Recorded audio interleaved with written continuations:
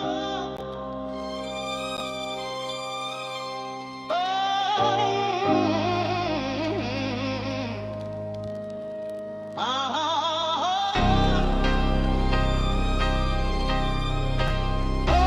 Trade Warriors, Markets live, charts up, lock in,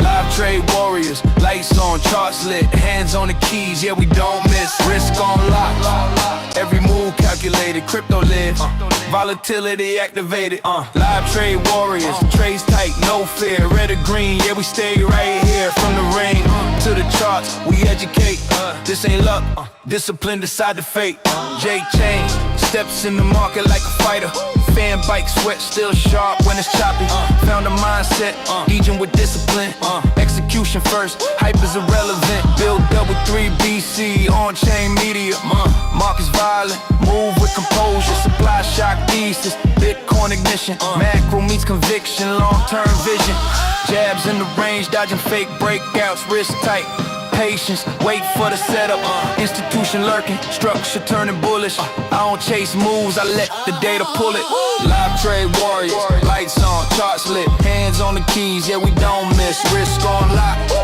every move calculated, crypto live, volatility activated, modern Canadian, charts after dark, blue collar roots, but I trade with intent, small time frames, hunt with precision, probabilities first, never trade emotion, patterns repeat, if you learn how to see, head and shoulders break down reality, risk on lock, every entry defined, I don't chase candles, I wait for my time, scalping the noise, stay calm in the storm, discipline built while the pressure is on, from the garage grind to the market pace, education, execution, that's how we scale, slow it down, read the tape, levels talk, for price breaks, risk defined, size correct, interest clean, no regrets, we don't guess, we react, process first, profit stack, Wednesday night, this is where we trade, charts, markets, lessons getting made, from discipline to execution shown, this is crypto,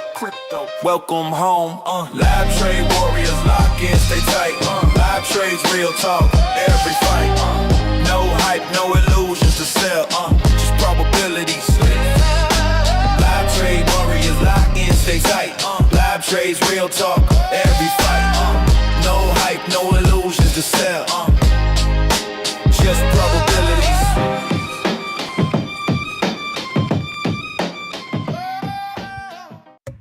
Yo, yo. Love that song. Dude, Welcome. it gets me bopping every time. I know, dude. The AI music has been so good. It's funny. I was on my way home from work today, and I was like, I can't remember the last time I was on Spotify because like that used to be my like daily music thing, and I've been listening to so much of my the AI music that I haven't really gone back to real music in a while. So today was the first day I listened to real music. That's made by humans. Yeah, not fake. It's all right though. You know, like man, I like doing that stuff at the gym too. You can like make some motivational music that you really like working out to. It's funny when you go back and listen to the radio or your Apple. For me, it's Apple Music. I go to the playlist on Apple Music. I'm into the AI music, man. I'm into that custom stuff. I equate it to when you get an album and you there'll be like one or two songs in that album that just are bangers, like those are on repeat all the time. With AI music, because you can make it and put it any style you want, it's like you're making those bangers all the time and you get to listen to exactly what you like all the time, which is, I don't know, maybe a huge dopamine spike, but yeah. I love it. I love exploring with the different genres too, because I was doing like some EDM stuff, did some rap. That one was like a 90s inspired rap, and because I tried like normal rap, like modern rap, it sounded like garbage. As soon as I changed the style to 90s rap, so much better. I mean, look, that was the golden age of music. I know everybody seems to think that their generation of music was prime, dude, but I'm telling you, back in the day, the stuff that we grew up on was probably the best music of all time. Had to. I think it was talent. I think people actually had natural talent where now there's so much like I guess after like there's a T-Pain with auto tune, it just changed the whole game. He was the first one, right? He like made it popular. I feel like there's somebody else that started it, but he made it like Getting crunk. trendy. Like somebody used it, but he made it trendy. I was watching something that was explaining it, but yeah, he was the big one for sure. And then it became just mumbling, and people weren't even speaking English anymore. So What's it? Wow. I can't stand. I can't. At least speak English. Like Come on now. Bare minimum speak English. Speaking of, you guys should be smashing the like button on your way in. GM, good evening, good night, whatever, wherever you are. Hope Wow. you're doing well. Thanks for joining us. It's Wednesday night. It's time for some live Trade Warriors, baby. Yeah. See, I used to do the midweek market update, so this is perfect because it's the middle of the week. We got a couple days left. We want to push and then finish strong of the week, because like you say, 1% better every day. So we want to make sure that we're doing that. And I want everybody to make sure here that you understand trading is not just about patterns and this and that. It's about what's going on up here, because you're fighting yourself in these trades. I like that. Because you can, and I'm guilty of it too, very guilty of it, where it's like I'll wait for a trade all day, I'll get in the trade, and then the anxiety hits. Oh, it's not going my way. Oh, it's going my way. Oh, no, it's going my way. Maybe I should get out. Maybe I should just take profits now. Like this is the internal struggle that you will consistently deal with. So you have to have I feel like to be a really consistent trader, you have to get your system down and have that blind faith that it's going to work out, and then just trade the pattern, trade the idea, and go to completion, or at least until you're in a certain amount of profits that you're cool with doing. So like what I've been doing now is I've been actually moving my trade. When my trades start to kind of take off a bit, I just move the break even, and no more. Now I walk away from the trade, because if I'm sitting there watching the chart, I will make an emotional decision. Even I've been a pretty good trader lately, knock on wood. I'm not a professional by any means, but so far I've been pretty profitable. My VDEX account I've brought up, I think we've got it up 50% in the last 3 weeks. Nice. But again, it's like today I did some cowboy shit. Today I put my cowboy hat on and I full ported my portfolio. When so what I would do, I'd be on the 1 minute chart, and I would go full port the portfolio. Mind you, I keep a stop loss. So but I'm gonna lose not 1% of my portfolio, a lot. But in and out in about 5 to 10 seconds, because I'm in a big candle that moved, and like $30-40, boom. On the margin was like $10. So big moves, but it can go against you really well. I'm trying to win a trading competition on VDEX, so I'm just trying to get volume here. Get that volume up. All right. Are you using higher leverage when you do that, or we keeping it?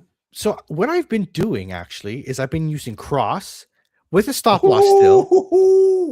So I've been using cross with a stop loss, so I'm not losing my portfolio. Can't lose the whole thing. What happens? I can go max leverage in cross with a stop loss and not have a liquidation price.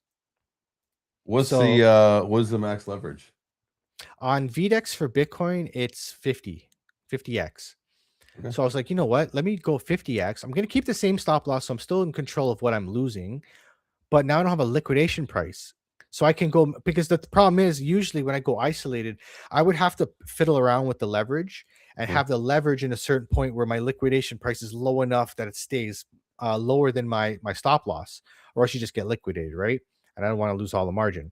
Right. So it's just easier for getting my positions. And you know what? I was thinking about it today on the way home from work. I'm like, shit, you know what? Like Carl the Moon, Crypto, those big traders that they'll catch the bear market lows and then so ride it for months. Now I know how. So when I do cross like that, for example, like today I did a cross leverage full port of my portfolio. My liquidation price was like $1,000. Like Bitcoin would have to go to $1,000 to get liquidated because I have a certain amount of money in my account. So these guys got like hundreds of thousands or millions of dollars in their account. So if they're going in the bear market, say for example, they don't even time the bottom. They say they bought at 30,000, but they did a cross long there. Their liquidation price would have been like some number that Bitcoin would never go to again. Yeah. So they can just sit on that for years. They can sit on that for like, but what about funding fees? Like don't you just get smashed in funding fees? you do get smashed in funding fees, but the thing is, when you calculate, like if you're getting a bear market low and you're riding that till you buy Bitcoin at 35,000 and it goes up to 126,000, I would assume with that leverage, you're going to make more than you're going to lose. Yeah. When it comes to, especially if you're paying funding fees. Not so much in, look, those guys are in Dubai, but if you're in another country, funding fees is taxable. You can write that off. Oh, really? So imagine holding that trade for a couple of years and you're paying funding fees. I don't know if you have to wait for the trade to close to like realize that loss, but I don't know. Maybe you can write it off as a loss for the next couple of years, and then when you take profit, then you're good, right? Well, anything that's realized, you could probably, because that stuff gets realized as it comes out. Exactly, it is because you have to pay it regardless. Right. So Right. Yeah. actually, no, you're right. It's not like a tab that you run. They pull that shit. Oh, you're right. You're absolutely right. It does actually pull from the account. So yeah, that's a realized loss. So therefore, you can write it off on your taxes. There you go. A little bit of alpha for you guys. All right, let's pull up the chart. I'm gonna see what we got going on here. So I got a trade cooking right now. So if you guys are with me on BTC, where is my? Here we go. Oop. Here we are. So I got a 15-minute trade, ascending triangle on the 15-minute, and we're trying to pop off that 200-day moving average. So if this is a trade you guys want to follow, I got a trade already cooking on my other account, but on this VDEX account, I'm going to probably take this trade very soon. If we close a candle above, are you waiting for any confirmation? I'm waiting for a candle to close above this 15-minute 200-day moving average. And then what I'm going to do is we'll look at like the small time frames, like the 1 minute, 5 minute. See, this is what I was waiting for, because when I saw this trade, the stochastic was up here. So we've come and reset. So this is good. The 1 minute looks like we have room to move up. The 5 minute, again, resetted finally. So I wanted to wait for the 5 minute to start curling up. So I think we're primed for an explosive move. The 10-minute looks like, the stochastic's at the top here. So we got to watch that 10-minute. So even if price just moves sideways, it'll reset the stochastics. But the RSI neutral, the RSI in the 5 minute, or just above the neutral line, like we got room to move. I like it. And this is actually on the 15-minute, this is a inverted head and shoulders here. That's, this basically, this top line is the neckline. So once we break through this neckline, I have a targeted move for Bitcoin up to 93.8 for this move. So I'm probably going to wait for that 15-minute to break. But we'll watch the small time frames to see, you can catch the move as it goes on the small time frames. So I'll keep it on 1 minute, but like that's kind of where we're going. Like that's my next idea, and that might happen on this stream. We're going to probably take a live trade on the stream. All right, I got my account loaded up, ready to go on my phone. If that's something we all get in, let's do it together. Look at Bitcoin on the monthly chart. Have you seen this? Like, was this the same head and shoulders that we've been talking about? Let's take a look. Potential like forming. Could be. On the monthly, you said, right? Yeah. So the idea is the same. I still believe that we're in a head and shoulders, and we could make a shoulder, right? And this is where that key level is, because a big key level for me was the 107 mark. Like right around here, we were at 107, 108, and that's kind of where I feel like that shoulder can come to. It doesn't even have to go up there. Like you can have a weird shoulder that kind of like does this. It can be like a broken shoulder. It's like a little drop shoulder. It can be sideways, like for the most part, right? Now that's going to take, if this shoulder is going to be this long, that's months. That's what, April, May, right? So we could have a rally left in Bitcoin and in the crypto market. But I don't know February, and I feel like a lot of people, even months ago, were really excited about February for some reason. Yeah, well, you're getting close to Q2, right? Like I think you have February and March, and then April 1st, I believe it's April 1st for Q2 starts. So April, if you're, I don't see us going. I don't believe that we're going to go too far into 2026. Because you need time for markets to reset, go down, and because even the business cycle is going to have to do that. Even traditional stocks and S&P 500 is going to have to go down at some point.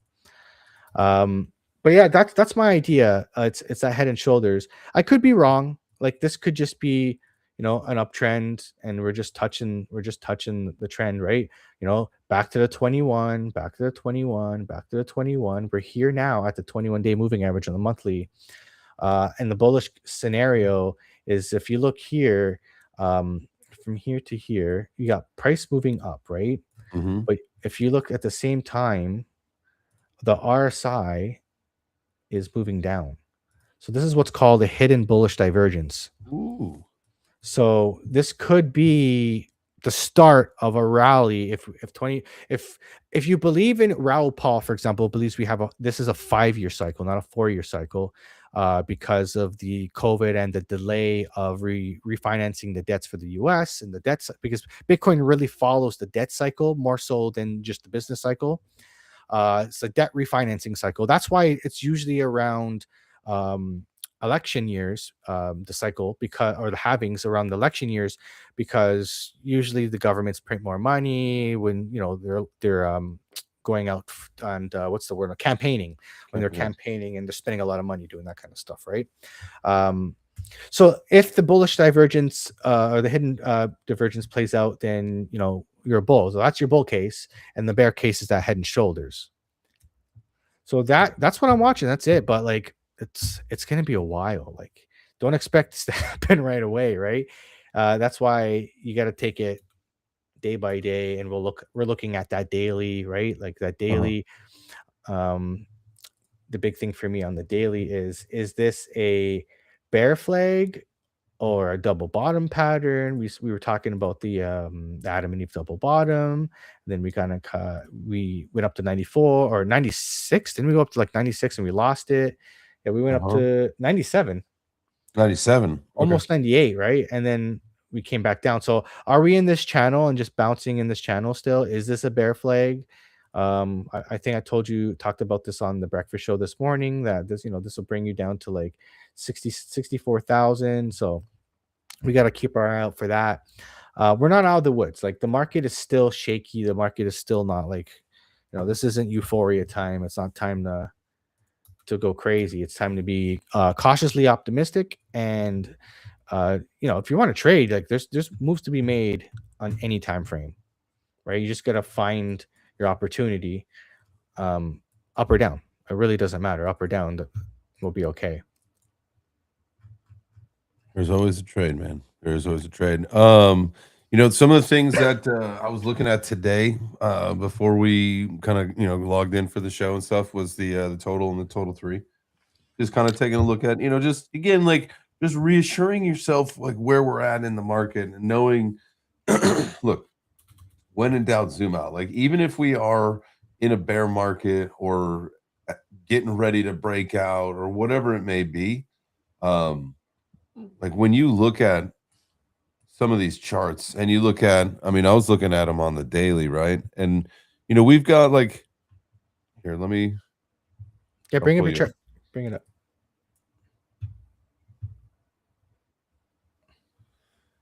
All right. So it's like we kind of got like a couple patterns in one here, like on this multi-year stuff. Let's see. I might have to zoom this out. Let's go on the weekly just.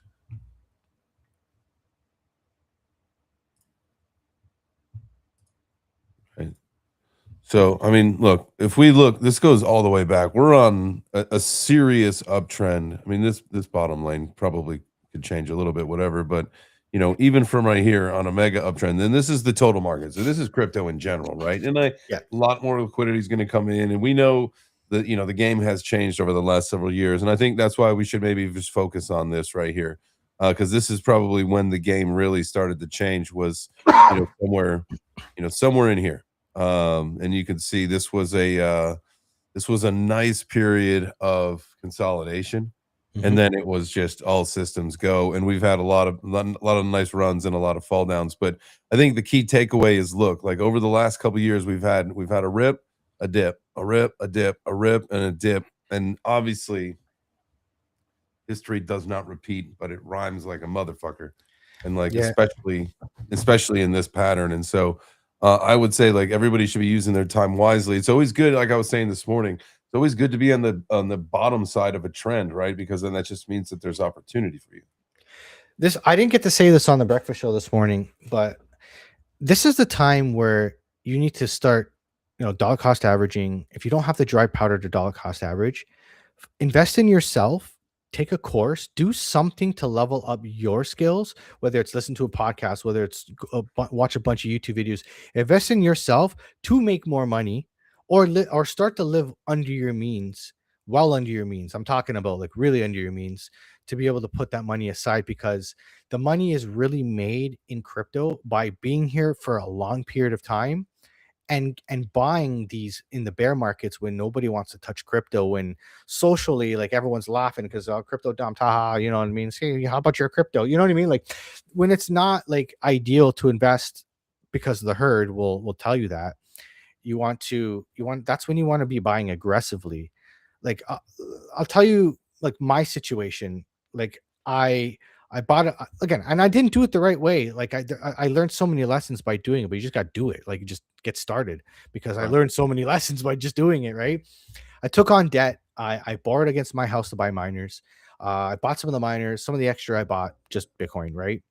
And then I would just every month, me and my wife lived, I'm telling you, from 2022 to 2024, paycheck to paycheck. Like all our money went towards investing, and like my bank account did not move. It was like money in, money out every month. I was like, if something happened like emergency wise, like I would have to probably dial back some of that debt just so I can pay pay extra bills. Like thank goodness I had a pretty newer house, newer appliances. I don't have to anything crazy. Yeah. But like I'm not saying that's an extreme case, don't get me wrong. But what I'm saying here is you got to like really buckle down in the bear markets when it's not um ideal to be in crypto, or at least to normies, right? Because that's when you make the biggest gain. Like 16,000 to 126,000 for Bitcoin, that's a 700 and I believe it was 760% gain. You don't get that anywhere else, even in Bitcoin, which is crazy. So that alone, if you put $100,000 in a Bitcoin, you're 700, you have made 700,000, right? You're almost a millionaire. You do it one more time and you make half of that and you're a millionaire, Sure. right? But like I know it's flashy to make a lot of money, really quick, because meme coins and all these other things can get you there. But like I don't know, that's not a sustainable way to make real wealth. And I've seen so many people get burned in crypto by doing that and then just coping on the timeline and Yeah. complaining. And Well, it's like, I really want people to do well. You know what I yeah, mean? I Like think just most do it. the thing about that in most cases, right? And yeah, you do see the people who turn nothing into a large sum of money. However, the problem is like what's not talked about enough is that that's like most of the time that's insider people, and if you're not insider and it happens to you, you're pretty fucking lucky.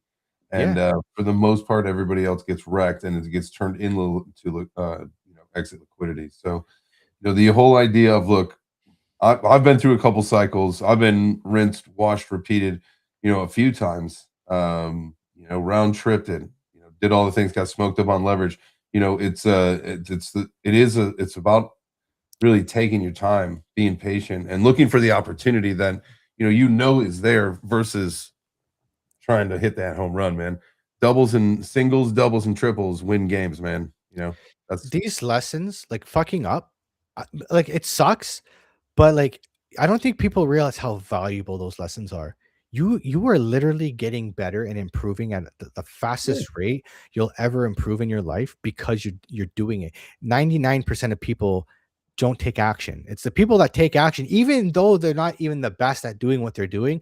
It's the people that actually take action that succeed in this world, right? You have to do it.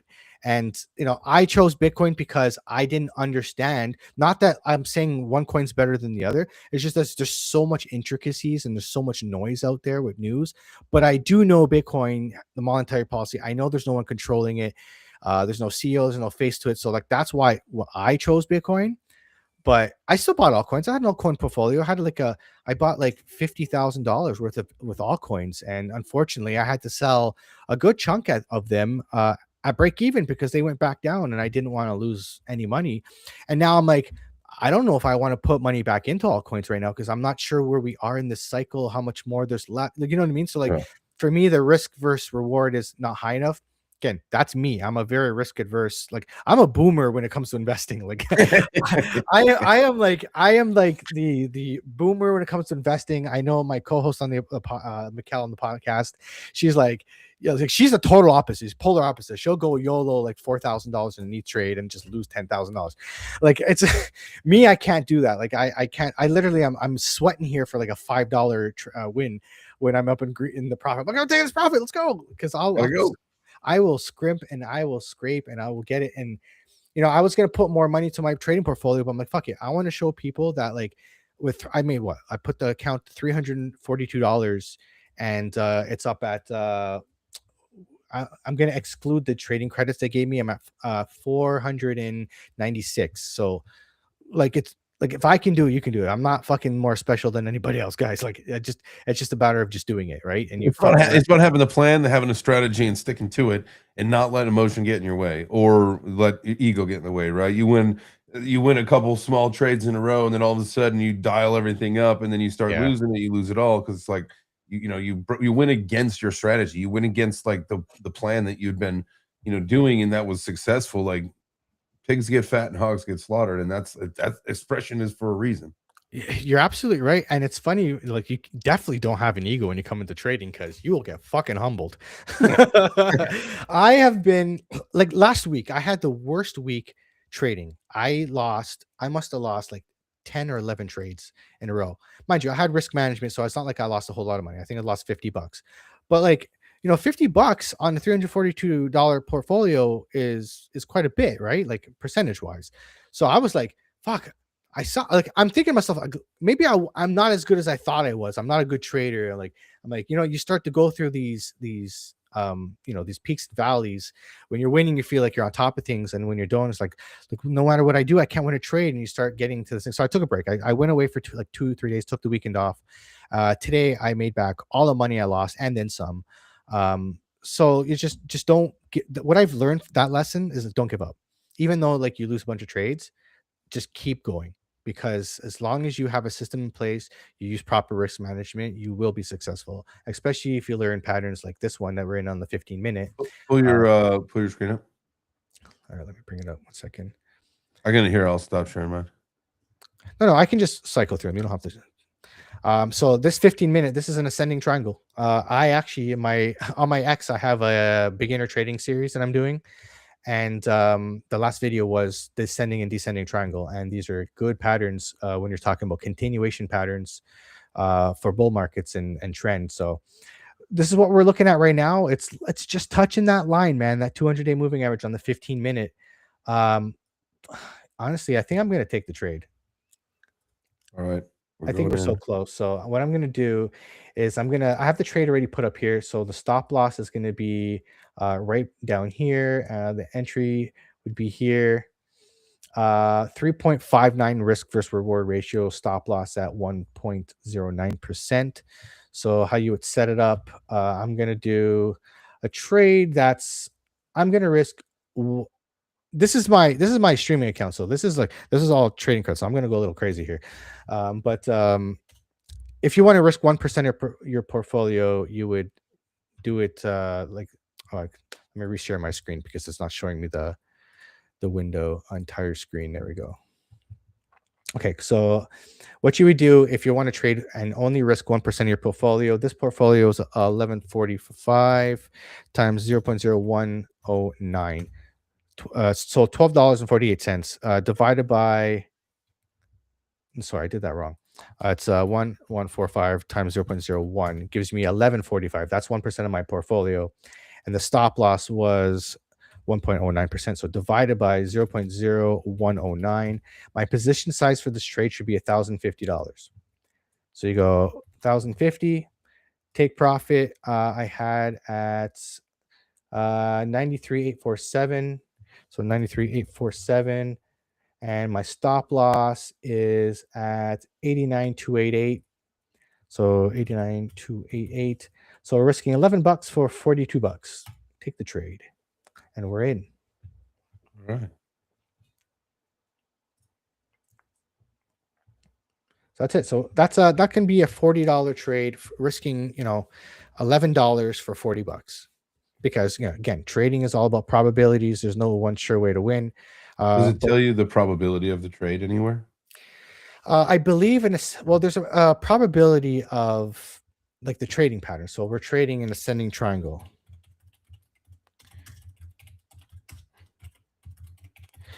So let me see the percentage of it. I believe, about success rates from like 63%. I don't believe in 80%, but yeah, anywhere from 65 to 68% would be the ascending triangle. You see them a lot. I notice in Bitcoin, again, when you start trading a certain chart over and over, you'll notice certain patterns that repeat. So that's why if you're going to trade something, just find one thing to trade at the beginning, and then trade others. That's why, again, if you're trading Bitcoin, you can trade Bitcoin, and then if you believe you're going to move in a certain direction, you can even maybe get in some altcoins and go with the same direction.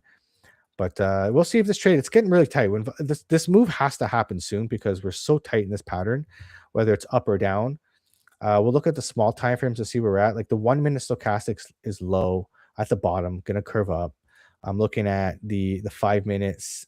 5 minute looks like it can come down a wee bit. So we'll see if what plays out first. But I like the 1 minute here, and as long as we're above that 200-day moving average on the 1 minute, I'm still a bull, and we'll see. But the 15 minute, that's what we're watching right now.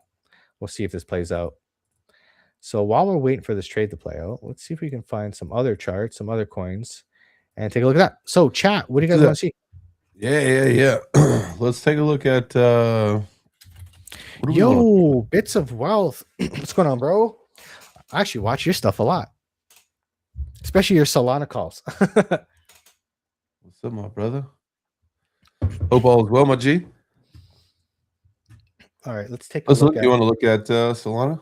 Let's do it. This thing started dropping like a rock, like the moment we put trades in. Pretty funny. Yeah, well, remember last week? I don't remember who was in chat that was talking about a freaking Solana long, and I was like, I don't know, man. I think 138 is in play, and it went even lower. What did we go down to? 124, I think you said earlier. Dude, yeah, it was 124, 22. Yeah, I'm seeing kind of the same thing in Bitcoin. See that inverted head and shoulder here, but this long weird shoulder. So I don't know. We'll have to see if it actually plays out. 15 minutes. Let's go. Let's work our way down from the higher time frames. Start with the daily. So the daily looks kind of nice. Daily candle close, the tweezer bottom, and it's starting green now. For today, because the daily close, I believe 8 p.m. Eastern time. So looks good for a little reversal. Do we have a V-shaped recovery? Possibly. Again, stochastic and our side look like they got room to move. MACD's still got some room to go. But we're in this gap right here with the VPVR.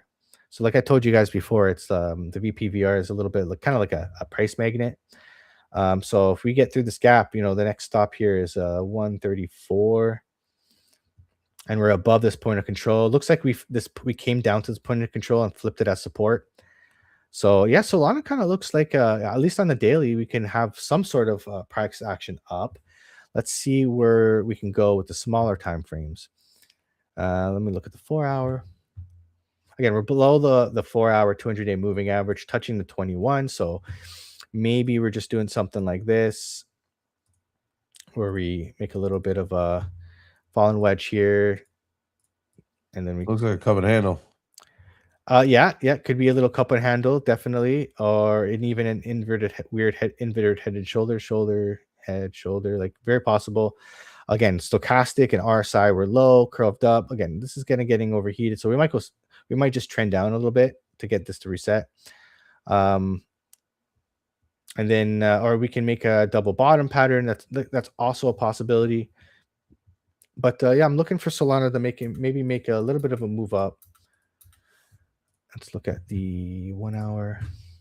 Again, we still got to get above these 200-day moving averages, though. Like, I'm not like super. But it's like that was like one of the things. The observation that we noticed is like when they spread out like this, Like it usually there's a move it makes to like sweep it up, right? Yeah. So Bit said send sold at $20. Yeah. Honestly, like I'm down with that too. Like I Would you hold those load up? Solana. Would you load up or no? I kind of would. I would. Like, well, fuck, you know what I mean? Like I'd probably throw a G or 2 Gs at it. Like, but I feel like it would be almost impossible to not make, if I buy it at $20, I can't say it doesn't go to 80 ever again. You know what I mean? Like, so that's okay return for me. I'll take a 3x, 4x. But I ain't throwing the kitchen sink at it. I'm not throwing a lot of money. You know what I mean? Like I'm kind of honestly, I really think I'm gonna start leaning more into Bitcoin. I think next cycle, I don't even know if I'm gonna mess with altcoins anymore. Yeah, you have to buy at those levels. Like, it's why the fuck not, right? 100%. Like that's, I mean, and then to like lock in a fucking trade, like a nice long from if Solana hit $20, I would definitely long the shit out of it, and it would. I mean, you'd crush it all the way up. Yeah, It'd actually, be that generational trade that we talking about, yeah. Oh yeah, I would. As soon as we like lose the weekly 200-day moving average, and like we start to come back, when we start to come back up, like if like we're coming into another cycle, another bull run, and we get back towards that weekly 200-day moving average, just put your long here, put your stop loss below the weekly 200-day moving average, and see if you can ride it all the way up. That's kind of what happens with Bitcoin, right? Like you look at Bitcoin in the bear markets, right? You lose that weekly 200-day moving average. If you catch that cross, like the model that I show with the smooth moving average cross in the 200-day moving average, if you were to get that cross and then just put your stop loss below the weekly, you're riding a whole bull market up. Even if you did it here where it went up, came back to the 21-day moving average, and you put your stop loss, this would be a huge stop loss. This would have been the best entry. Like you're golden, right? You're riding that all the way up. So that's what I'm going to try and do next cycle. I'm going to try and see if I can catch that move, because I didn't know about that shit until yeah, I've only been trading for like a year and a half now. But we're getting there. What else do we see? Exactly what Bits of Wealth just said right now. This is something we've been talking about. He says, it's funny though. I hear that a comment a lot of lately. Next cycle, I won't mess with alts. And look, we know unequivocally what happens. Yes, is that because everybody's out, because everybody capitulated, because everybody sold, and they were chasing the pumps, and they said, "Well, fuck it, it's only going to be Bitcoin again. Next time, altcoins are going to run fucking heavy because everybody expects them not to." Well, I'll trade them, but I'm not gonna hold a big fat bag of it. Like, I think I can Like ETH, would you hold ETH? No. I had round tripped ETH enough times. I was mining that fucking thing, man. I'm done. Like, I'll hold ETH to pay gas fees. Like, that's basically it. Like, I like ETH on base. I like base. I've made enough now where I believe that, like, in the next cycle, like, even if we have like half the rate of return that Bitcoin did, I can still be a millionaire. So like, I don't want to fuck around right now, because I have a number in my mind that I want to get to. And I think I can do it with just Bitcoin, and which is just honestly simpler for me, because I'm a very big advocate of Robert Kiyosaki and the KISS method, which is keep it simple, stupid. Because honestly, I need to, because there's so much fucking noise out there. And how do you pick the right one, right? Like, who knew Solana was going to go up and have the run it did from the bear market lows and all that, right? From $8. Yeah, so I'll trade the shit out of anything. Like, honestly, I'll trade them. I'll make money, like some passive income a little bit here and there with trading, maybe even just swing trading. But like holding a huge bag of it, I'm gonna just be 90% of my portfolio will be in Bitcoin. 100%. I'm with you on 100% of that. I've got a new Tangent wallet thing that I'm working on.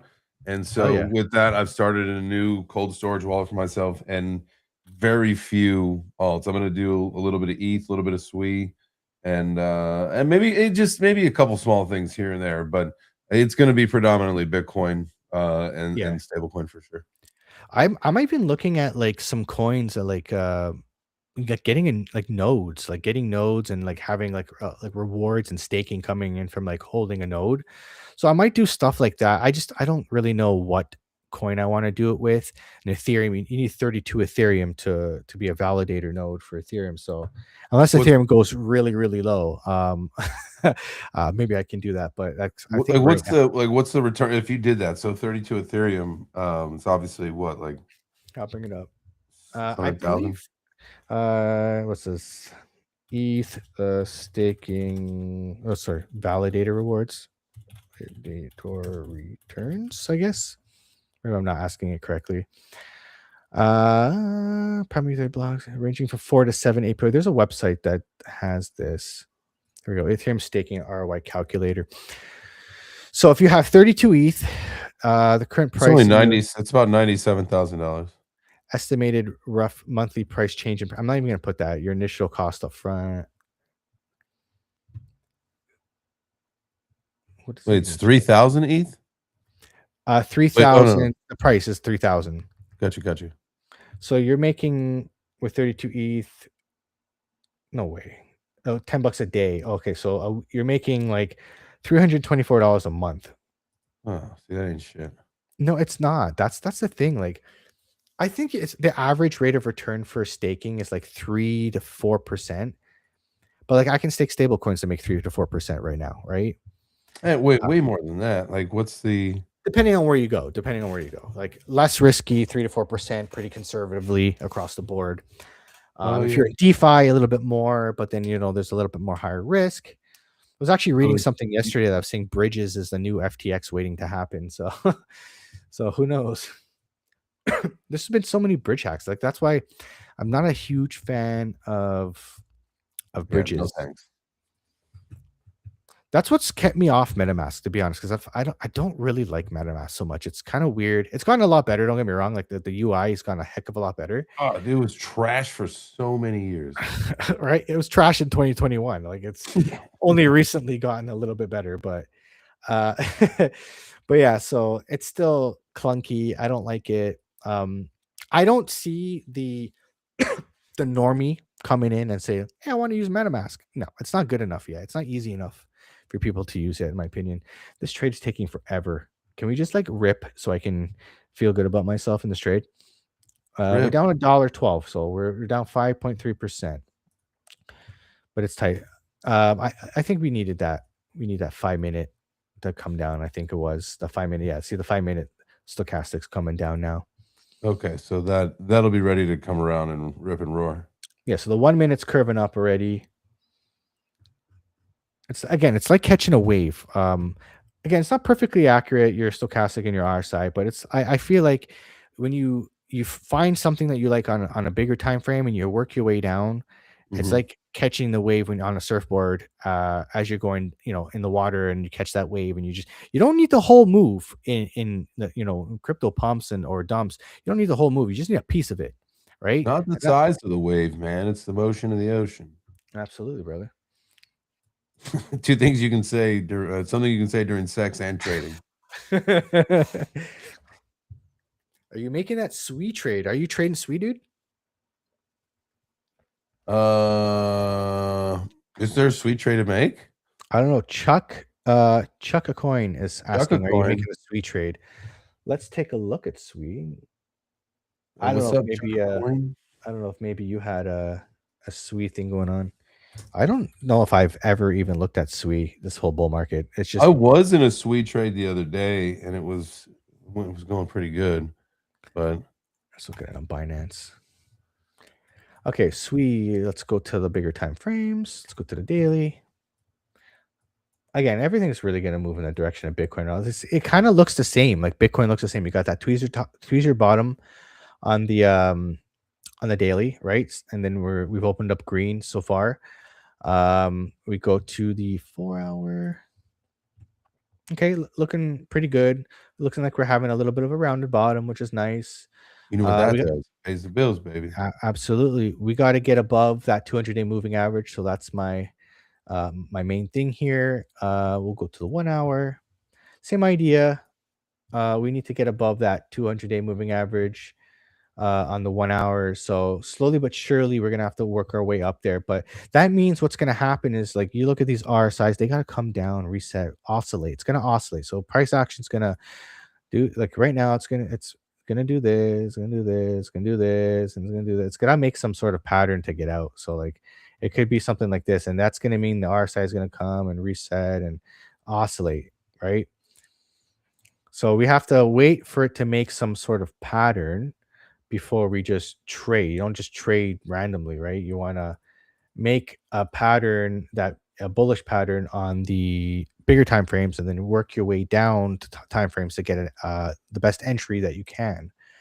But yeah, so and that might be here, like maybe the 15-minute, right? So here's my model. So the 15-minute on SWE, we crossed the 200-day moving average, and we've come back to the 21. So this is nice if we get continuation here. So we could have a ascending triangle, right? And we'll just go like here, bring it down as many touch points as we can get. And then we could have an ascending triangle, which is nice. If that's the case, then the measured move would be here at $1.57. But we could also have an M pattern, right? And then we kind of looking like we might revisit this liquidity over here. So that's a possibility. And you can use that visible volume to kind of help steer where the stops are going to be along the way, right? Yeah, absolutely. So like the point of control is right here. Like this white line is the point of control. So if we do have an M pattern, we'll probably come down to the point of control. If we lose it, then you're going to look at your next support and resistance levels. What I would suggest, like if to make it easier, this helped me a lot when I was learning trading, is on TradingView, you can press Alt H, which makes a horizontal line. Look at every time you have resistance and support, right? And put a line there, right? And then look for the bottoms, the tops, and then just put lines and everywhere that it went. And then you're going to, and price should respect these points. So if we're going to dump, you're going to see it go like this. Does it bounce off here or does it lose it? If it loses it, we're coming down to here.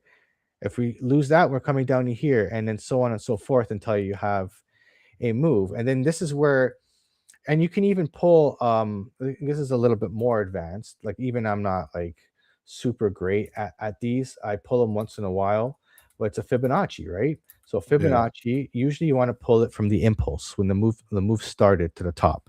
So you would go from that first move to the top. Now, do you go to like the first peak, like the first top, or do you go like to the actual top? From the lowest point to the highest point.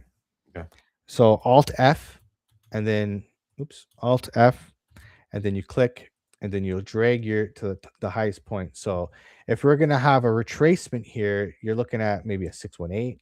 That's a common place to retrace to. That's called to what? The golden pocket. The golden pocket, yeah, which would be right around here, and then the 786, which is also very common. So you can even press Alt H now on your 786, your 618, your 382, and your 0.5. Now you can go ahead and get rid of the Fibonacci's, and now you have your support and resistance lines. So that's how you would map it out if we were to have a retracement. If this does end up being an M pattern, you're gonna come down, and then you're gonna make a neckline right here, and then when you break the neckline, now you're looking at your Fibonacci's for a retracement. There you go, man. And you can, like the one thing that I love to do and tell people is like those lines that you made. Like if you click on that, like you can set an alert, you can set an alarm so that you get a text message, you get an email, whatever it is. Like you're doing this work, and you don't have to keep here sitting looking at these charts, man. Like you get an email and you're like, oh shit, that's right. You go back, and it's at least, it doesn't need to trigger a trade, but what it does is it triggers your attention to come back. So you ain't got to be staring at it. Absolutely. One of my friends finds trading easy and turned $40 into $500 in one night. Trading for me feels like rolling a dice. Trading is, people say, look, some people will tell you that trading is not gambling, but in my opinion, anything that you don't know the outcome for is gambling. But the difference is having technical analysis. It's like playing poker and knowing one card in everybody's hand. You have chance of winning, like what by learning technical analysis and using trading patterns and indicators to help you along the way. But yeah, trading is all about probabilities. Like I just showed you, I showed you a bullish pattern and a bearish pattern. So you have to be very flexible and not be biased. Like if I'm biased trader, I'm like, we're in a rising wedge. We're going to break up to the upside and I'm going to trade that. I'm going to go and I'm going to long this. And then you're going to get blindsided by the M pattern that plays out because we're just going to dump, right? And you never know. Like, so you have to have that in the back of your mind. And that's why it's really important to let these trades, these patterns fill in and react to the trade when it happens, because anything could happen. Nobody knows exactly what's going to happen. Even trading patterns that have a higher percent chance of winning. Like, for example, a rising wedge, I think we saw was like 63%. But like the other percentage of the time, it fails, right? And it fails hard. Yeah, and you can even have something like this, and you see this in crypto all the time. It's like you go like this, you go like this. It looks like it's going to break out, comes down, rolls over, and then breaks out, just to stop everybody out, right?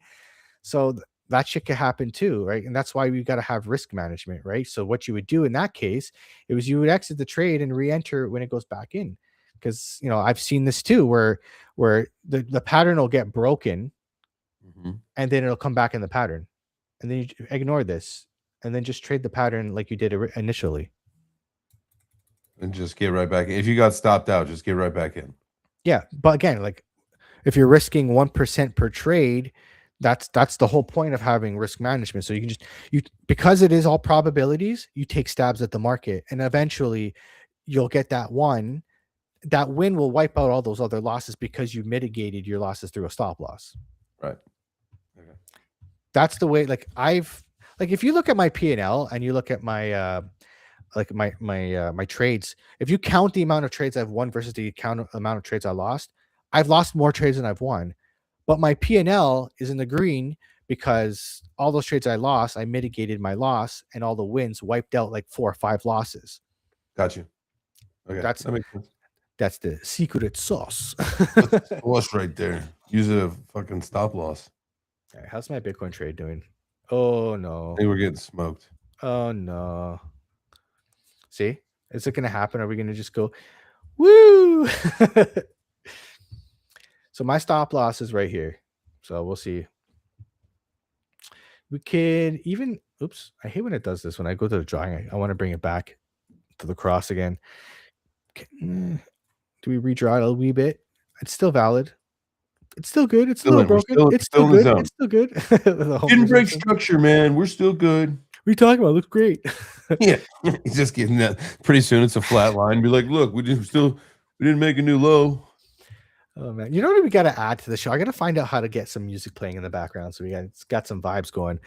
This is like, I'm pretty new to streaming on Restream. I usually do this through OBS. But yeah, like we got to get some music going in the background. Ooh. Maybe I'll make some more AI music, and I'll because it won't play through my speakers, I don't think, or through my head, because I have headphones. I don't think it'll play if I play music. It'll only play the music that's uploaded into the stream. Here we go. I could probably, get a little going. Oh, we are dumping. Are we gonna lose? So we lost the 1 minute 200-day moving average. But again, the stochastic's at the bottom, so this might come back up. 5 minutes slower. I'm gonna keep it. I'm gonna keep the trade. I'm gonna let it wiggle. Let it go. Let it breathe. Wiggle. Let that baby breathe. See, this is my anxiety. See what happens when I get into a trade? I'm so patient to wait for the trade to happen. As soon as I'm in the trade, it's like a disaster. Yeah. But it's okay. This is my my other account, so like we're good.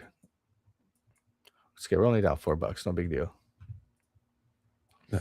All right, chat. What else you guys want to see? If there's any charts. Yo, Luca, what's going on, brother? Welcome to the stream. Ooh. I really wish you had more bullish sentiment to talk about, though. Hey, man, when you're a trader, you can be bullish all the time because you can make money no matter where the market's going. Honestly, like I like when the market goes down because that means I can buy more. Like I don't know, maybe after all these years, it just finally clicked for me. It's like, because I get excited now that markets are going down, and I'm going to have another opportunity to buy, Bitcoin at lower prices, because that's really what's going to make it for me, Yep. or for anybody to really make a good amount of return. So you got to buy things when they're low, right? So I'm excited. Like, hey, honestly, it was a good bull market if you're in Bitcoin.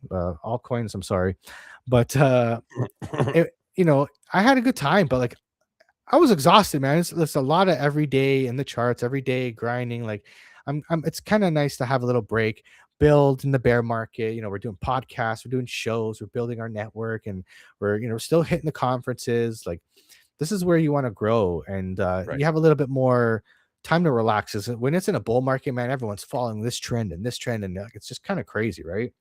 So it's kind of nice to have a little bit of a slowdown, I guess, and you pick and choose Yeah, and it's good. what And you work it's like with. one of those things where it kind of resets the market, right? And it gets rid of some of the excess and some of the extraction and all the other tactics. So it's good. We see, the scammers and scams go way down when tough times come into crypto, because there's no liquidity. There's nothing to scam and scheme. Yeah, no doubt. That's what it's all about, man. It's about stacking those sats, and maybe Woo! my solo miner will hit a block. That would be nice. I bought one of those little solo Satoshi miners at the Bitcoin conference in Vegas last year. I've yet to hit a block, but someday we'll get there. Does it mine a decent amount? It doesn't mine anything. You're solo mining, so like you're not getting paid unless you win a block. It's a lottery ticket that plays a lottery every 10 minutes. Oh, But yeah, it has like 1.2 terahash, like peanuts, but it uses like less energy than a light bulb, so it's not using really anything that you're going to notice. But hey, you know what's the what? what's the odds of you hitting a block? Oh my god, let's find out. That's gonna be a funny one. Uh BTC solo mining block. Solo mining percentage? What was that word you use? Not percentage. Probability. Probability. It's gonna be funny. So I have 1.2 terahash. So I have a chance in about 16,000 years.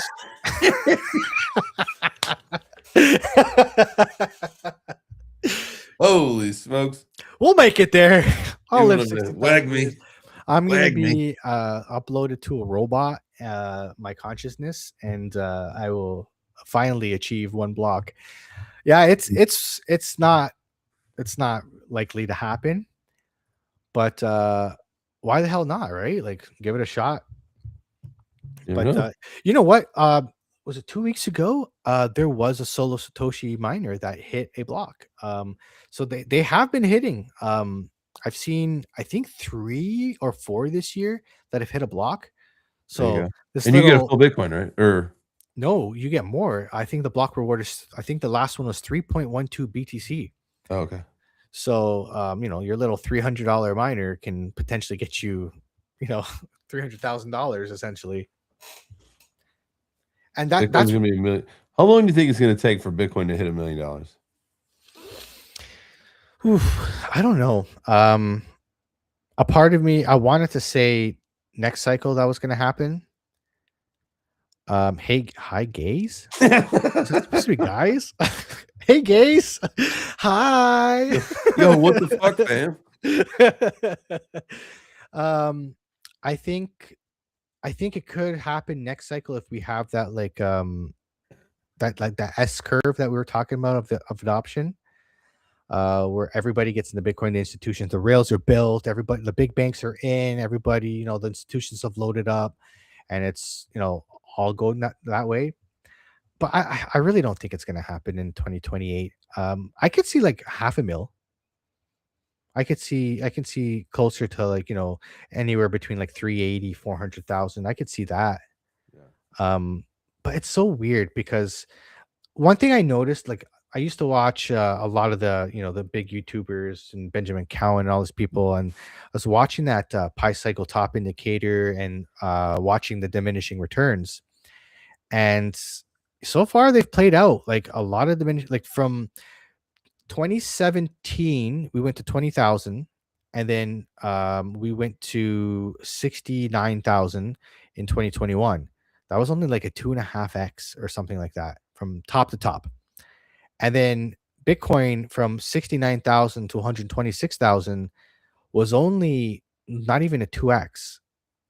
So that's kind of what I'm a little worried about. If diminishing returns continue from top to top, that means like next cycle 200 something thousand, and that's Man, it, right? Because you get, it's hard, everybody says, $1 million, five, like these egregious calls. And you burned me in 2021 with that shit. And I wasn't falling for it this time. And so far I've been right. I would love to, if Bitcoin does make new all-time highs and we go to like 200,000 plus this cycle, then yes, I believe we could don't you probably hit think? a million. Don't you think at some point though there's going to be that crazy supply shock because OTC is going to dry up, and it's these Mhm. nation states, the Yeah. institutions, sovereign wealth funds, the banks, all this stuff like the supply shock's coming, and with that the price shock is going to be absolutely insane, like probably Yeah. more than $1 million, and it could happen within the next 2 to 3 years. I absolutely believe that is a very good this is the problem. I can make a good argument for both. And I do believe that's the case. Like it's never going to be the same forever. That we have, this 4-year cycle, especially when you're considering the average holder. If we're moving to more institutional holders of Bitcoin, then yeah, we have to have a different behavior of price action because you have a different type of holder that has a very different attitude than retail. Mhm. So I don't know what's going to happen. All I can do is try to buy as low as I can and wait for many years. I would love for it to go to 1 million. God, that would be amazing. But I don't know. Maybe I'm scorned because all these times you hear, Bitcoin's going to this price, and it never really does. But um, I'll tell you one thing. This cycle, I did not listen to that stuff. Uh-huh. I sold it the first time it hit 107. I sold a bunch of Bitcoin. I sold some at 119, 126, and when it went down at 107 again. So like, doing that was the right thing to do in my opinion. Because I got every time I made a new all-time high, I took profits out, and I have yet to be wrong. I'm more than happy to be proven wrong, but so far hasn't been different yet. Everyone says it's different this time, and Not it yet. hasn't yet. The only thing that's been different is altcoins have not really showed up in a real way since unless you call altcoin season November of 2024, because that's when everything was That was like a baby. up. Yeah, but that was the highest they ever went in this cycle, right? Like, Yeah. Cardano was like what, $1.18. I was like, yeah, because I had like what, 100,000 Cardano. I was so happy. And then it went down to Hondo like went what? up to that December. It went up to like 214. Yeah. Even like at when you came down to Toronto for futures, so I think Ondo was like around $1, like floating around $1.20. I think we were at one of the clubs, the after parties, and it went up like 14 cents while we're sitting there fucking rocking out the music and having a couple drinks. But yeah, it's that's the weird part. That's the thing that's like got me like, what if we don't have a altcoin season when we go through a traditional bear market and altcoins never really show up? Like, what the hell does that mean for next cycle? What does that mean for altcoins going forward? I think you got utility infrastructure. Um, you got to play a role or you're toast. I think I got like a beard hair in my mouth. Oh my god, I'm gonna start gagging if I can't get this thing out. Oh, but yeah, you're right. We talked about this morning. Is we're gonna have, it has to be stuff that actually like works. I think the market is matured enough where like you can't just launch something. It's like this coin's gonna go to $100,000 or $5 billion market cap. Like, it's not. It doesn't work that way. Like Not anymore. like when it comes to altcoin, like meme coins and stuff like that, the value's in the community. You got to have a good community. You got to have a vibrant community. Like, look at the Kushlings, right? They launched a NFT platform in a bear market, essentially, and it's done very, very well because they have a good community, right? Everybody banded together. Everybody, minted out. They minted out really quick because they had a good community, and Keith's a good guy. Right. And I've seen other NFTs that have launched, like one of the gaming ones I've done. They had a very good turnout, and again, in the bear market, in a small little game, and they've done pretty well for themselves. But again, good communities, because the value's in community, right? So that's where that goes with that. This trade is going back up. See, I held it, and looks like, did we make a little bit of a inverted head and shoulders again? Yeah, a little shoulder, head, shoulder. Head, shoulders, knees, and toes. Yeah, it's going back up. I'm only down a little bit now. I'm down 96 cents. Let's go. Whew, let's go. That was the fake out. See, fake out before the breakout. Yeah. Got to shake and bake, baby. Shake and bake. There's actually like a sports podcast I listen to on the way home, and it's like their thing is like, if you're not first, you're last. That's their little like slogan thing. That's funny. Let's see, what other coins would be worth looking at? Yeah, feed me coins, guys, because Yeah, I don't do the altcoins. Come on, chat. Drop your tickers. Drop your tickers. Yeah, be careful how you say that. I don't say that too fast. Drop your knickers. Don't drop your pants now. Snickers. You ever see it? Snickers. And then they start removing letters. Right now, the big story. Oh, let me put this on the screen here. Right now, the big story, I think, is whether you can get yield or not. And we're starting the real intensive war with the banks. Everyone thinks we've been fighting. The fight is just, no, I agree.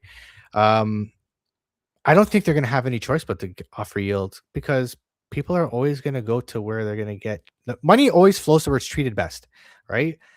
And if DeFi is offering nice yield, people are going to go there. The US isn't like, the US doesn't control all crypto, guys. Like, you can go to another country and get another passport and, invest your money there. Like that. I'm actively getting my Portuguese passport because there's no long-term crypto capital gains, and you better believe my crypto will never touch Canada again. When I get that, like, my business will be in Portugal, like, and the next step after that would be Dubai. Yeah. So, I know whatever they're doing in the US is good because there's such a big market, but like, crypto is not just in here in the US, in North America. And I think crypto adoption is probably a lot more adopted in the Asian states, like South Asia. Like Japan has been using Bitcoin and crypto for decades. Like, I went to Japan in 2018, and there's Bitcoin signs everywhere. They were using it already.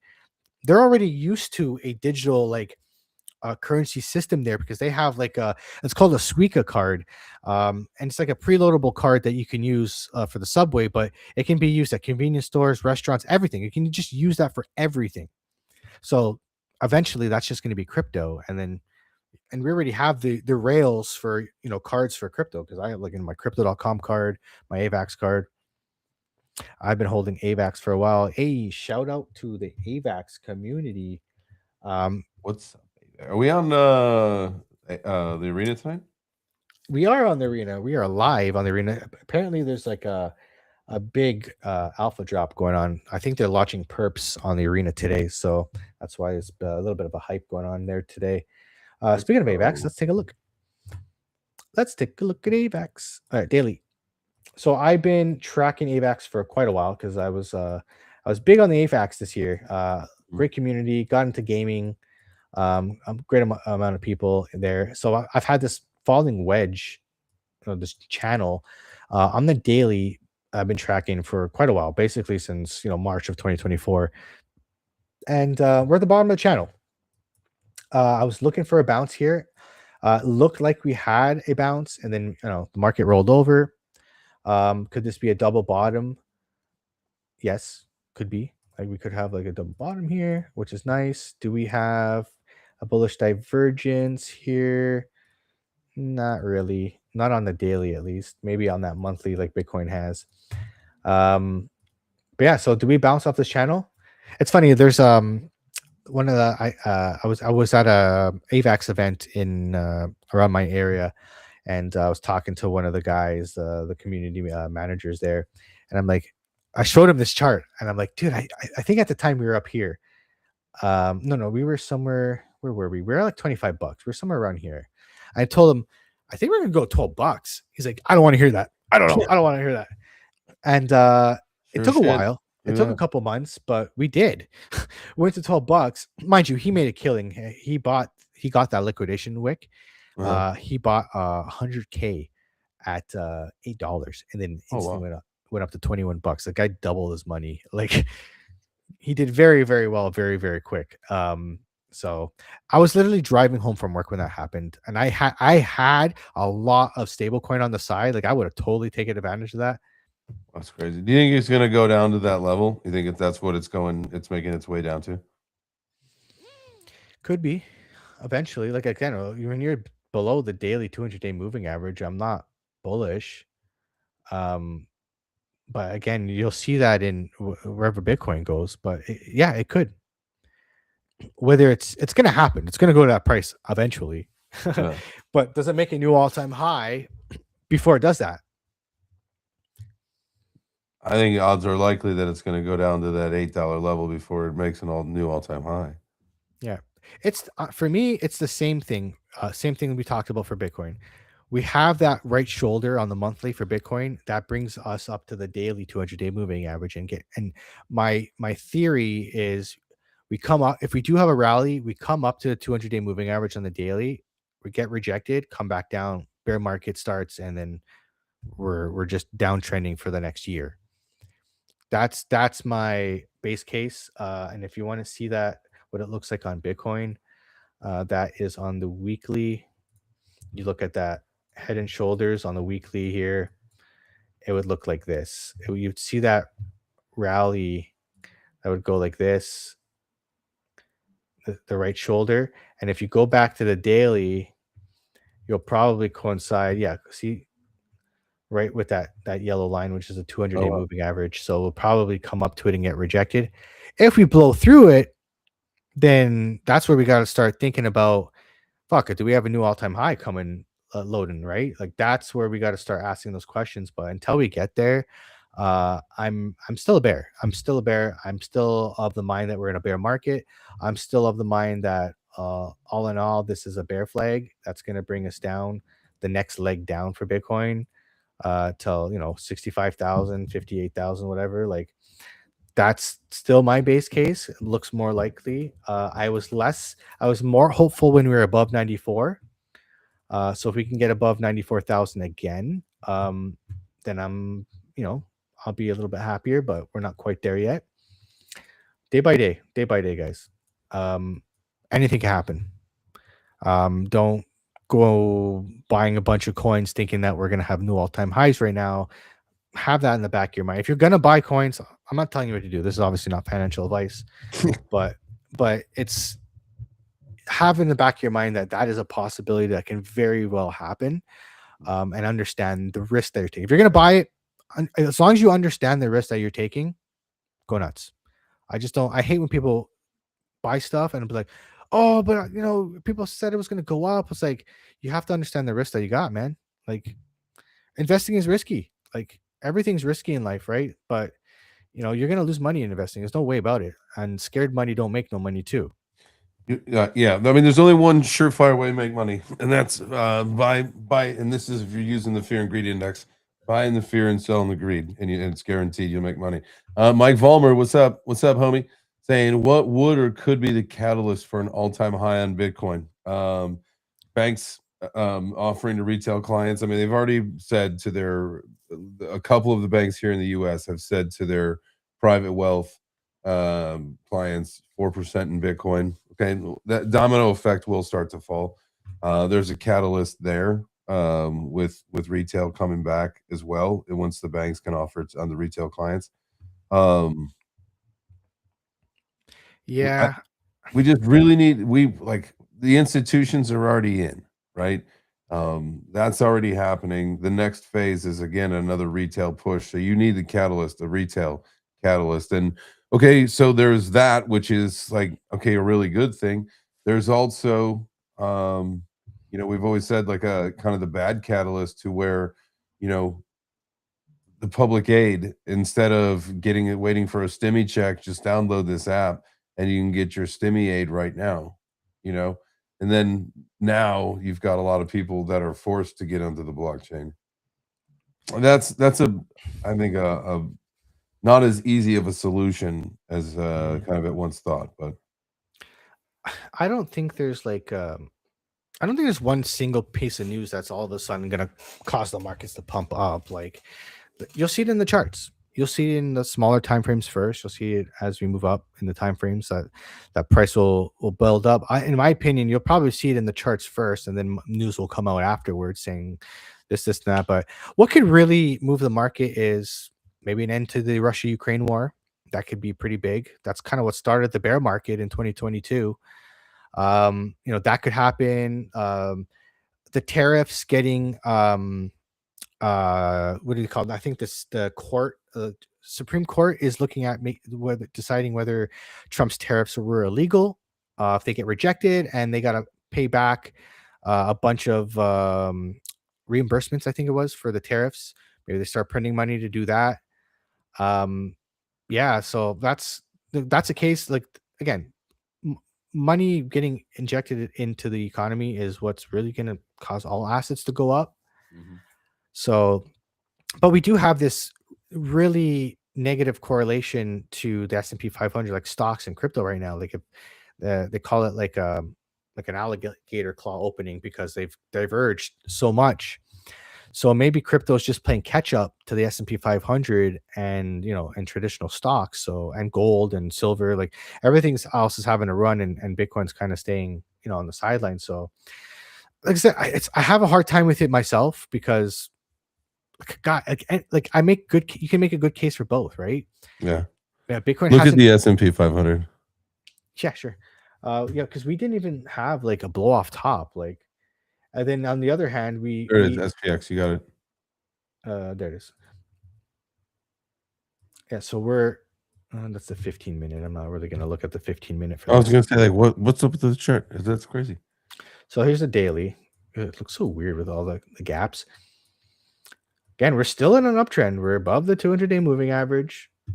We got to keep pulling up that 21 with us. But like, again, you're in an uptrend until you're not, right? Right. God, that's a crazy uptrend. That's looks like it's a cliffhanger, man. Like we're just hanging on, ready, and all of a sudden it's just gonna. It is rounding, right? It definitely is rounding. So we need, if you want, you need to break that structure of the rounding.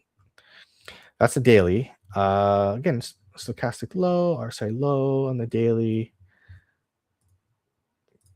We in a gap here, so we're kind of right at that point of control, as you can see right here. We're fighting to get back above it. Tweezer bottom here, so we could be doing something like this. I see we had a bottom, tweezer bottom, and then we kind of start a new uptrend. So another little, like that. Could be like that, right? That's a daily. Let's take a look at the 4-hour. Same idea. Above the 200-day moving average, which I really like. We just got to get above that 21 and kind of pull it up. As long as we keep pulling that white line, which is the 21-day moving average, as long as we pull it up with us. MACD losing bearish momentum, stochastic low, RSI curving up below the neutral line. Possible, again, a little bit move up coming in. We just had a little correction, right? We just had, what was this? A little baby correction here. 2.83% down.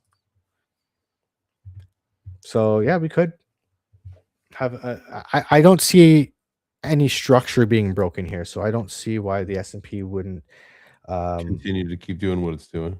Yeah, I don't see why it wouldn't continue to the upside. So my trading group is going off like crazy. So let me see if we see. I got book map here. So liquidation levels at big red at 93.5. So that trade that we have, I have the target at around 93.5, 93.8. So maybe we're more likely to win that trade according to the trading group. That's gonna let maybe just fake everybody out or just move around a little bit. Let's take a look at the silver chart. I see Valmer's saying let's look at silver. What is it? XAU? AU is it AUG? AUG? No. No, XAU is gold. Silver ticker is XAG. XAG? Yeah. Oopsies. Here we go. Settle SPX USD spot. Is that what it is? 92? Is that right? Yeah, that's right.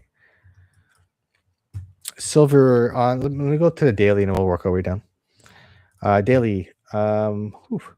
So here we are kind of far from the 21-day moving average. You see, you guys here how like we get far, we come back. Get far, we come back. We got to pull it up with us. Like we get really far from the 21-day moving average, we come back to it. Again, same thing here. This could just go sideways. Like doesn't have to dump. It can go sideways until this gets pulled up to it. Yeah. So I'm kind of seeing here a ascending triangle here.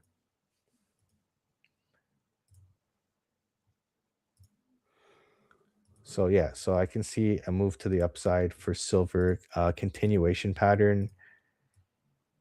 And we can see silver go up to $116. That's an ounce, right? Yeah. And this is on the daily yet. So very well could happen. But yeah, I don't see silver. I don't see silver ounces are in a kilo. In a kilo? Isn't that what usually those bricks are when you see people like flexing their bricks with the silver? There's 16 ounces in a pound, and there's 2.2 pounds in a kilo. So what's the math on that? 32. 16 in a pound, right? Times 2.2, 35.2 ounces. Okay. I'm gonna get a brick. I want to get a brick of silver. I was looking at Costco was selling them, and then are they? They're sold out when silver started ripping. They were just sold out so fast because I think like members get a little bit of like a better price. Interesting. So yeah, here's. Do they have it online? I bet you it's sold out. Someone probably cleaned that shit up. The Costco manager is like, "Yo, I'm retiring." Insider trading. Oh, that's .y.uco. I want .com.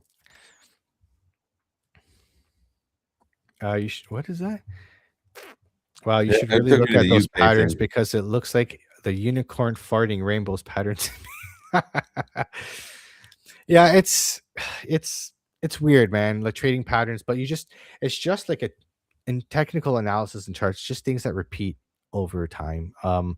And the more you're in the charts, the more you're gonna see it. Like I literally have like a cheat sheet here of all my trading patterns, and I don't know if you guys can really see it because my background, but like I took a trading course, and I follow the thing that I was taught. It's just you gotta do it if you really want to like start trading, you want to learn how to trade. Find somewhere. I know there's places where you can go and demo trade, not using real money, and just like play with it. Like look at the chart, try to look at these patterns, familiarize yourself with seeing them, because the more you're in the charts and the more you're watching price action, you're going to notice these charts come up more often, or these patterns come up more often, and you'll know how to trade them by learning how to trade them, and then back test it. Go back in history, look at the chart and backdate it. Say, hey, I see a head and shoulders here. What happened? How did the price break out? Like, what did it do?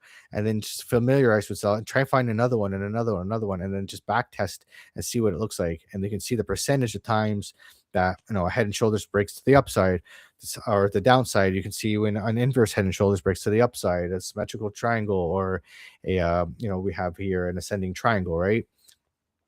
But yeah, I've been trading for about a year and a half, but I've been in crypto for 9 years, and I watch a lot of traders. So like it took many years to understand what the hell these things are called. And I'm still learning new patterns. Like everybody has a different name for a different pattern, right? Like a double top pattern, that goes like this, where you have a top and then you kind of go sideways and you have another top. That's like cat ears, right? It looks like a cat.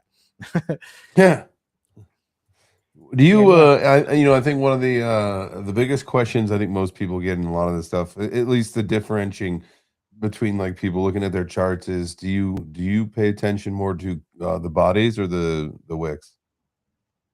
kind of Like when both. you're When we're in like a really weird market and it's super choppy, um, I go with the bodies.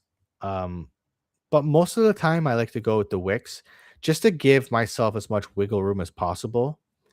But when I'm setting my stop loss, I'm really looking at the last liquidity lines. Like I'll look to hide my stop loss last time we had resistance. Mhm. Because if you're in an uptrend, you shouldn't really revisit here. You should be making higher lows. So you shouldn't actually come back down here. In theory, like it obviously could, but in theory, you shouldn't come back there. But it depends what looks the best. What I try to do is I get as much touch points as I can Yeah. to, That's to like at least like 2 touch points is like the minimum, right? yeah, like so right here we have the symmetrical triangle and I have 3 bodies touching. So I'm using the body here for the support and resistance for the top. And I'm using the wicks here because the wicks have respected this bottom trend line, 1, 2, 3, 4, 5 times, right? So that's more likely to be where that bottom line should be, but it can get a little funky, right? Yeah. Like I can even put, if I want to use the wicks, I can just do that, right? But I like the more. It's really personal preference. Like it's like this and this is not going to make a huge difference. The idea is we're in a bullish pattern, and I see continuation. When we break this line, that's probably when I want to enter my trade. Or I can get in here and ride it up and put my stop loss below here, below this candle. If I don't believe this candle is going to go break the downside, right? Chuck a Coin wants to know how much money you've made. You've been streaming for over an hour. I've been streaming for over an hour. I have lost $3.37. Chuck a Coin. Chuck a Coin calling us out, man. Yeah. Well, unfortunately, we're trading Bitcoin, and liquidity and volume is low because trading hours are closed for North America. So probably not going to be overly exciting. This trade will probably go into the night, and we'll see what happens when we wake up tomorrow. And you got a stop loss set in, so if everything goes south, it's going to bail on you. Yeah, I'm gonna lose. I think it was $11 on this trade. If I get stopped out, I lose $11. No big deal, and we look for another opportunity tomorrow. But today, my trading today during the day, I was let me log out of. Frustrated. I did. Let me log out of this account, and I'll log into my main account. Disconnect.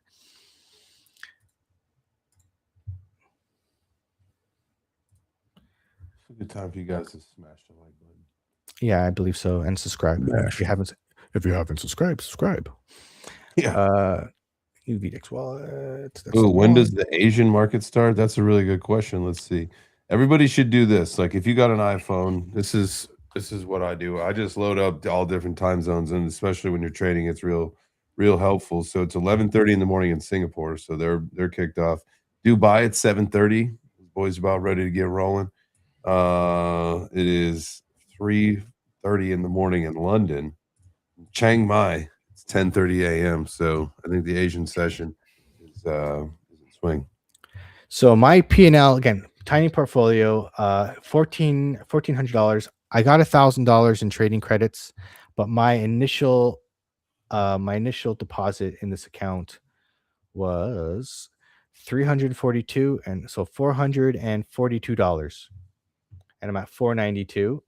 So I made $98 today. Again, small account, small little trades. A lot of my trades are these little $2, $3 trades. Today we did okay, $27 here. For again using big money, or like full porting that portfolio. So it was only 1.83% move, but it was $27, which is like more than 1% of my portfolio. Here we did a smaller trade with more respectable 22% win on Bitcoin today. Again, another big move. I did a lot of big moves today because I was trying to win a trading contest, 3% move. But again, using I was a $50,000 position trade on VDEX.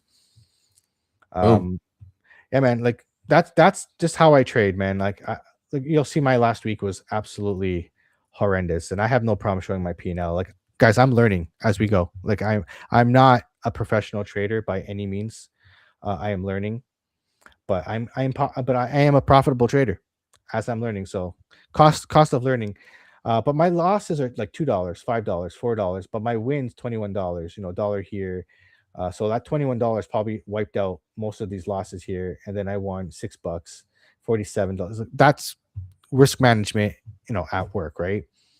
And that's why I always tell risk management we are dumping. We're down $5 now. Oh my! Go back to Bitcoin. 89.8. 89. I'm gonna let it ride, honestly. Like, if we don't get the 15-minute, then it is what it is. My stop loss is pretty tight, $11. It's not even like it's 1% of my portfolio. Sometimes you got to take a risk, and you might see it go down to the where was that level? The level was right here. That's where I have my stop loss. We're hiding it right around 89,390. Which is also what the is that the 200 day or the 100 day? The 50 or the 100-day would be the orange line. Right. Sorry, that's the 50. The 100 days here. Let's see where it lines up on the smaller time frames. So it's probably right around the 5-minute 200-day moving average. So if we lose the 5-minute 200-day moving average, that's where my stop loss is. Looks like it's going to go there, but you never know. It may reverse. It may go there. Like, again, we have low volume, so things are going to happen a lot slower. You're going to have smaller candles. It's not going to be ripping like it did earlier today.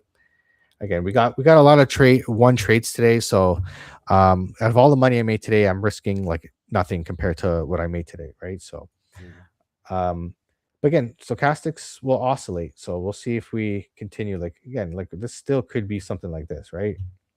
Like, when we start to lose this, when the line starts to go like get around this angle, then it's a symmetrical triangle more likely. Because if we start to go like here, like let's line it up with that 200-day moving average, right? And then we can redraw it like this, because we have like a symmetrical triangle, right? Which is usually dumps to the downside. Again, like the trade will change, the pattern will change. It's all about probabilities. We don't know where it's going to go.